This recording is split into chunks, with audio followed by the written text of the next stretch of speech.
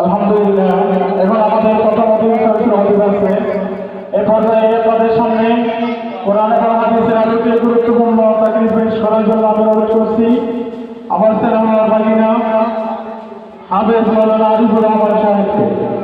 যারা তাদের মৌলানা হাফেজ মৌলানা আরিফুর রহমানকে আমি তার কোরআন এবং হাদিসের আলোকে গুরুত্বপূর্ণ তাকরীর পেশ করার জন্য মাহফিল পরিচালনার পক্ষ থেকে উদাত্ত আহ্বান জানাচ্ছি।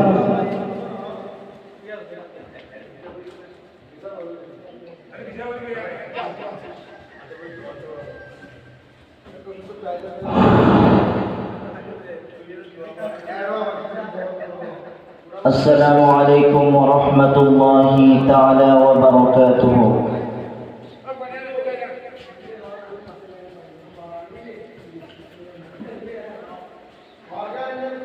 إن الحمد لله الأكرم الذي خلق الإنسان وكرم وعلمه من البيان ما لم يعلم،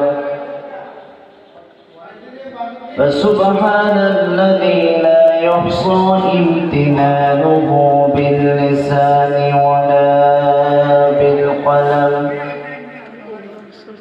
نشهد أن لا إله إلا الله وحده لا شريك له، ونشهد أن سيدنا وحبيبنا ومولانا محمدا عبد الله ورسوله، صلى الله تعالى عليه وعلى آله وصحبه وسلم، الذي لا تأخذه سنة ولا نوم. ونشهد أن سيدنا وحبيبنا وطبيبنا وطبيب قلوبنا ونور عيوننا ونور عرش الله محمدا عبده الله ورسوله، صلى الله تعالى عليه وعلى آله وصحبه وسلم، الذي أكمل الله به قصر النبوة، أي ختم الله به النبوة وحكم أن لا نبي بعده، وأعلن في القرآن بالبرهان أنه صلى الله عليه وسلم خاتم النبيين والمرسلين.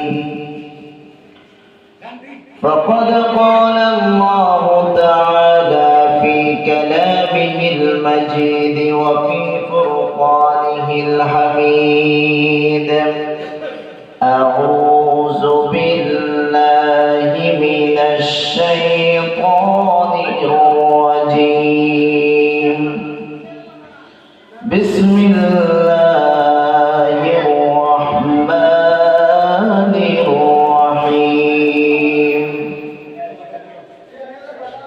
فلولا نفر من كل فرقة منهم طائفة ليتفقهوا في الدين. صدق الله المولانا العظيم وصدق رسوله النبي الحبيب الكريم، ونحن على ذلك من الشاهدين والشاكرين، والحمد لله رب العالمين. إن الله وملائكته يصلون يصلون على النبي يا أيها الذين آمنوا صلوا عليه وسلموا تسليما صلى الله على سيدنا محمد وآله وصحبه وسلم اللهم صل